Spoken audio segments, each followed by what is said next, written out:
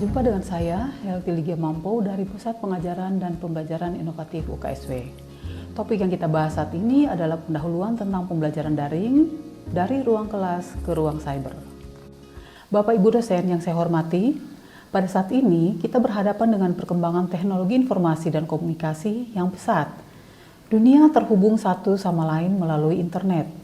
Dan ujung dunia seolah-olah hanya sejauh handphone, atau tablet, atau laptop, atau komputer. Perkembangan teknologi informasi dan komunikasi yang begitu pesat ini memiliki potensi positif dalam dunia pendidikan, salah satunya adalah dalam bentuk pembelajaran daring. Pembelajaran daring adalah singkatan dari pembelajaran dalam jaringan, atau juga sering kita dengar dengan nama pembelajaran online. Pembelajaran daring mengacu pada pelaksanaan pembelajaran yang dalam proses interaksinya didukung oleh teknologi informasi dan komunikasi. Pembelajaran daring dari ruang kelas ke ruang cyber tidak sekedar memindahkan proses tatap muka langsung di kelas menjadi proses tatap muka melalui layar laptop atau layar HP. Pembelajaran daring juga tidak sekedar bertatap muka, seolah-olah kalau tidak bertatap muka, dosen dan mahasiswa, maka seolah kuliah itu tidak jalan. Yang paling penting di dalam pembelajaran daring itu adalah mengubah paradigma belajar. Karena perubahan itu adalah suatu keniscayaan. Paradigma apa saja yang harus diubah? Paradigma bahwa bagaimana kebiasaan kita mengajari mahasiswa sekarang berubah menjadi bagaimana kita memfasilitasi mahasiswa agar mereka bisa belajar secara mandiri untuk memperoleh capaian pembelajaran yang ditetapkan. Mengapa? Karena melalui pembelajaran daring, mahasiswa terbuka luas, terpapar dengan semua bahan yang ada di internet dan semua proses pembelajaran perkuliahan yang dilaksanakan di tempat lain. Jadi, pembelajaran oleh dosen bukan lagi sesuatu yang unik. Bisa saja pembelajaran yang kita laksanakan menjadi alternatif bagi mahasiswa di dalam proses belajarnya. Di sini, dosen bukan lagi sentral dan bukan lagi sebagai narasumber utama.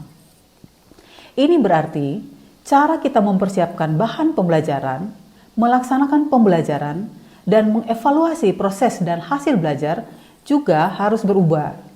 Bahan-bahan pembelajaran harus terdokumentasi dengan baik.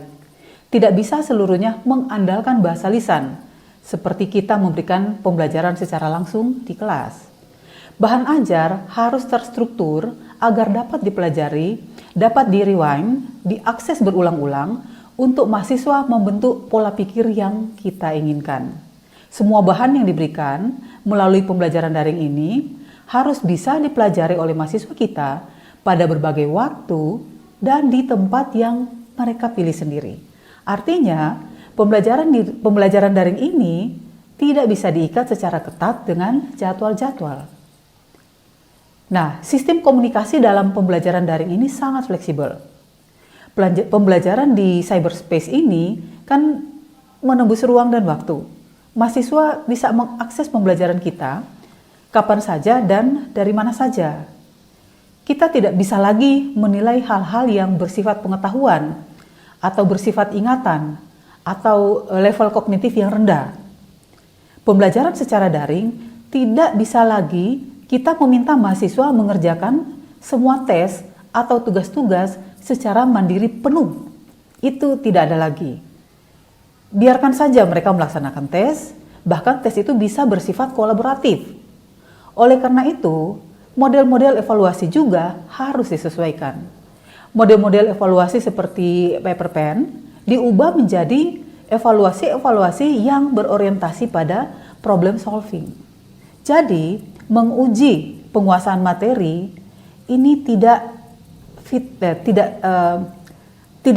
lagi dengan model pembelajaran daring. Mengapa? Kalau soal tes berada pada level kognitif yang rendah, seperti mengetahui atau mengingat, sementara tesnya online, mahasiswa kita bisa membuka sumber-sumber yang sudah tersedia. Berarti tujuan evaluasi yang kita rancang itu tidak bisa lagi tercapai. Karena yang mereka jawab adalah tidak dari pengetahuannya sendiri, tetapi dari hasil-hasil browsing.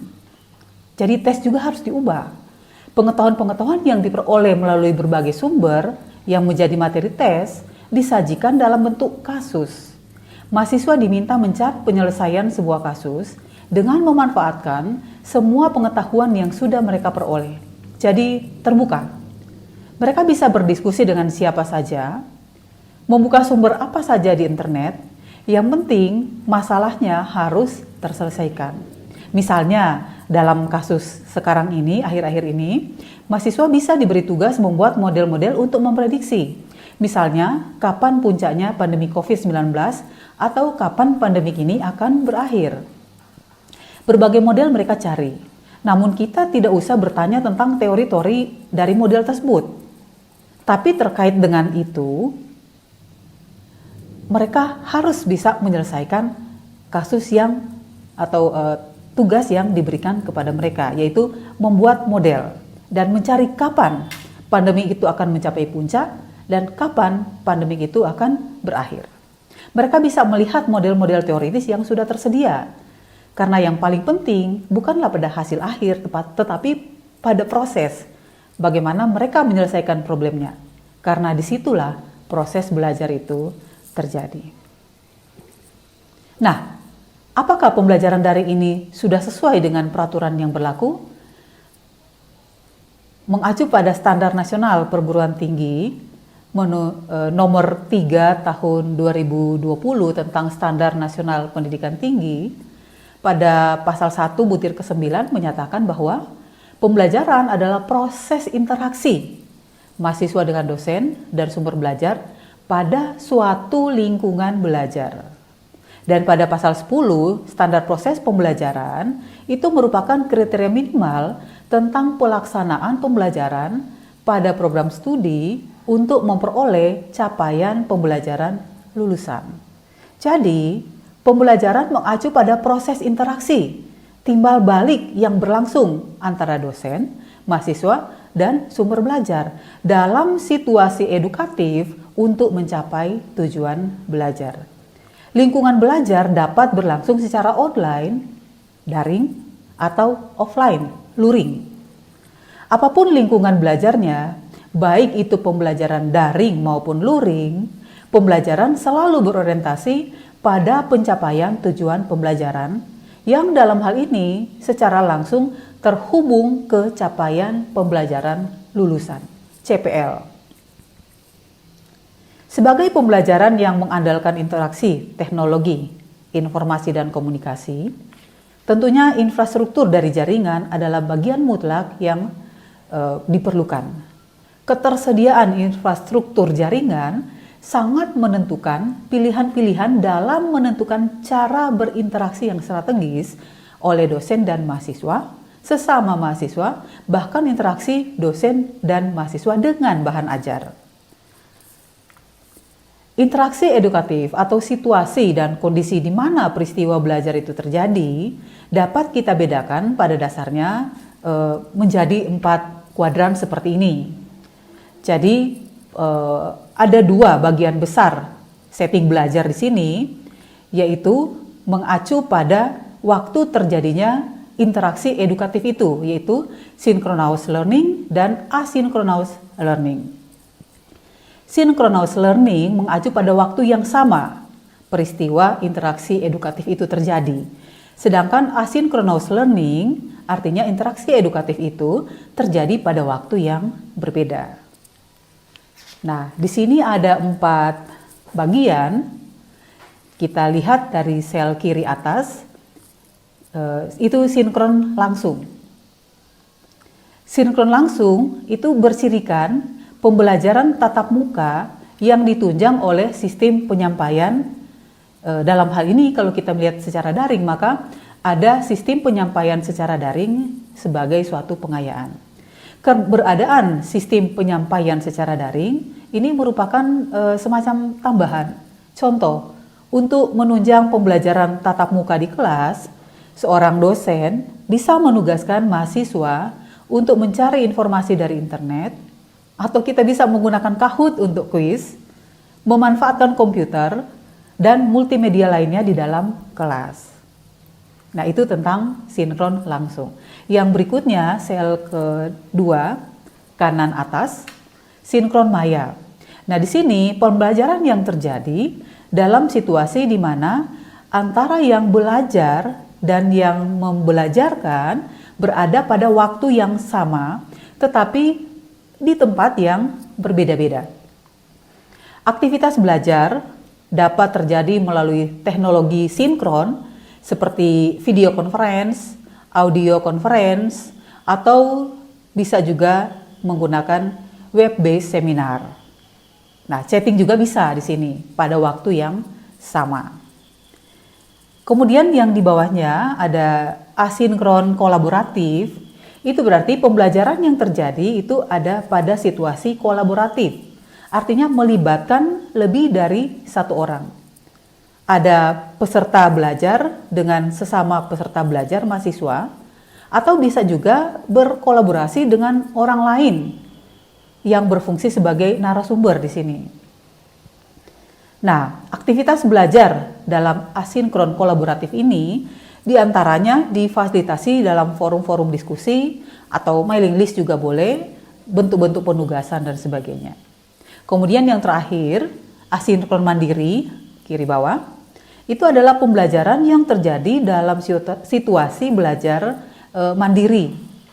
Peserta belajar di sini atau mahasiswa dapat belajar kapan saja, di mana saja, sesuai dengan kondisi dan kecepatan belajarnya masing-masing.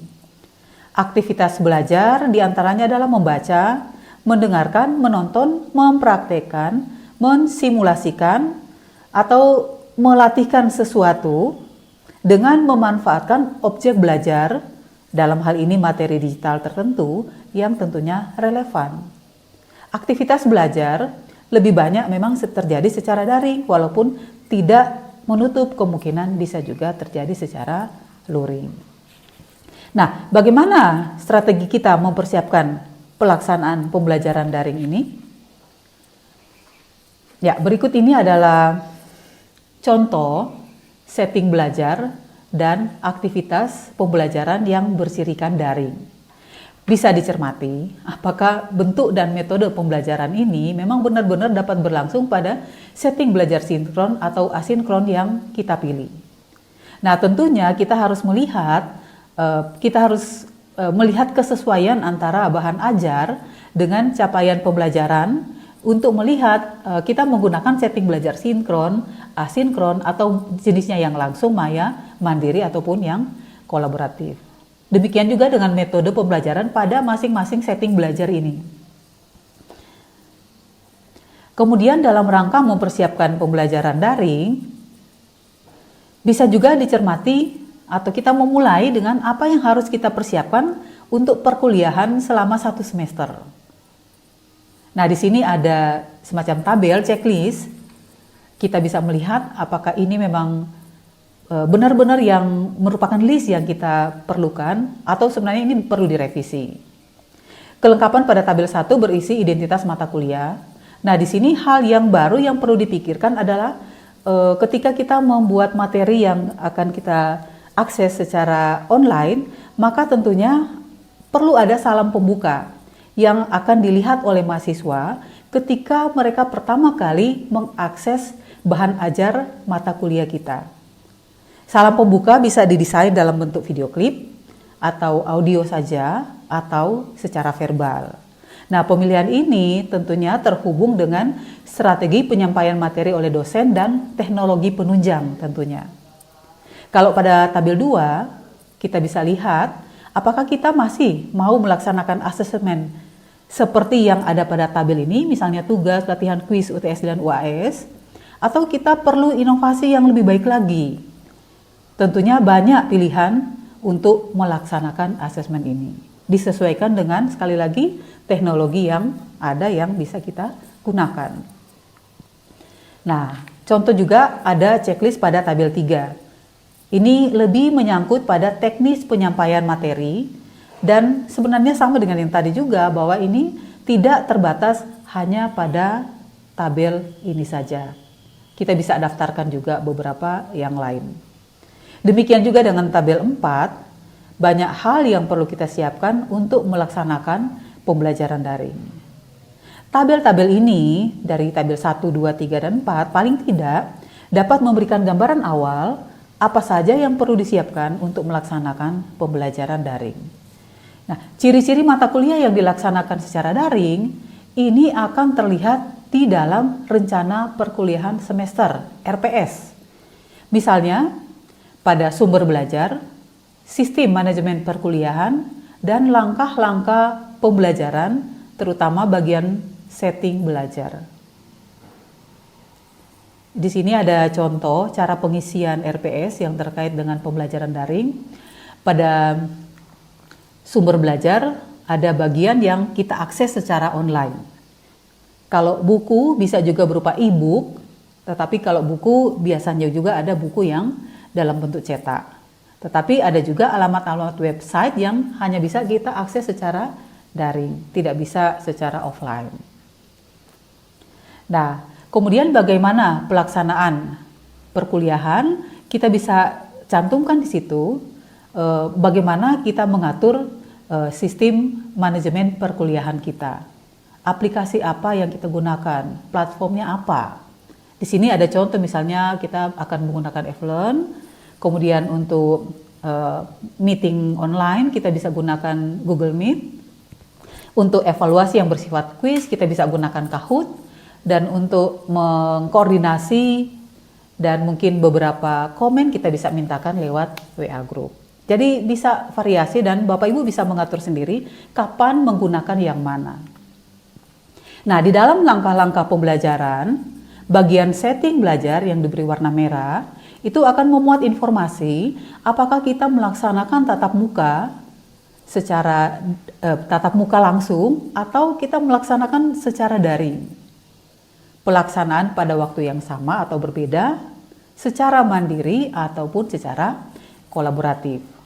Bagian ini bisa juga ditambahkan penjelasan-penjelasan yang sekiranya diperlukan. Misalnya kalau di situ sifatnya kolaboratif, bisa kita cantumkan bahwa kita berkolaborasi dengan narasumber. Karena ini hal yang tidak biasa. Biasanya kolaboratif itu sesama mahasiswa. Tetapi kalau kita membutuhkan mahasiswa kolaborasi dengan narasumber, maka di situ bisa kita kasih keterangan. Nah, baik pembelajaran offline maupun online, kualitas pembelajaran ikut menentukan kualitas program studi. Di sini terdapat 4 poin untuk melihat kualitas pembelajaran daring kita yang meliputi materi yang disediakan secara digital, topik dan stimulus yang mendorong mahasiswa berpartisipasi dalam forum diskusi, tugas yang dikerjakan mahasiswa baik secara individu maupun kelompok, dan tes yang dilaksanakan. Sedangkan untuk model penjaminan mutu mata kuliah, kita bisa menggunakan format PDCA, Plan, Do, Check, Action. Persiapan pelaksanaan evaluasi perkuliahan selalu berputar membentuk siklus untuk perbaikan kualitas pembelajaran yang terkoneksi langsung dengan peningkatan mutu mata kuliah tersebut. Kualitas pembelajaran daring juga perlu dievaluasi. Di sini ada plan bagaimana kita melihat, bisa kita mengevaluasi silabus dan rencana-rencana termasuk standar yang sudah kita buat. Kemudian kita juga mengevaluasi bagaimana pembelajaran itu berlangsung. Kemudian kita juga bisa mendapatkan umpan balik bagian-bagian yang perlu dipertahankan dan bagian-bagian yang perlu diperbaiki pada saat kuliah berikutnya. Nah, ini adalah masukan-masukan yang akan menjadi rekomendasi perbaikan untuk kita menyusun kembali plan untuk perkuliahan selanjutnya yang kemudian akan dilaksanakan dan akan dievaluasi. Nah, demikianlah paparan tentang pembelajaran daring dari ruang kelas ke ruang cyber. Semoga bermanfaat untuk kita semua. Terima kasih.